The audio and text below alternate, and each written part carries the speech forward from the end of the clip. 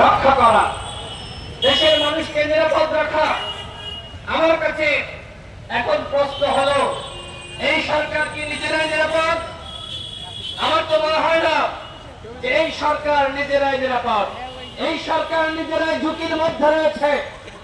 যদি নুরুল আকমলের উপর যে আক্রমণ হয়েছে, রক্তাক্ত করা হয়েছে, পুলিশের এবং সেনাবাহিনীর যে সকল সদস্যরা এইভাবে আস্থা রেখেছি, বিশ্বাস রেখেছি, আমরা তার উপর দায়িত্ব দিয়েছিলাম নির্বাচনের আগে তিনি রাষ্ট্র সংস্কার করবেন। আজকে এখানে যারা বক্তব্য রেখেছে, বক্তব্য আপনারা শুনেছেন, কতটুকু সংস্কার হয়েছে? তিনি সংস্কার করতে পারেননি, তাকে কি সংস্কার করতে দেওয়া হয়নি, নাকি তিনি এই অথর্ব উপদেষ্টা পরিষদ গঠন করার কারণে নিজেই ব্যর্থ হয়েছেন?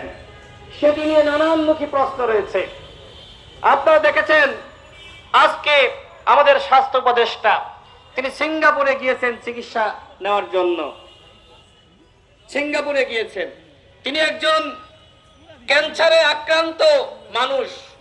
আমি তাকে অবজ্ঞা করছি না, ছোট করছি না।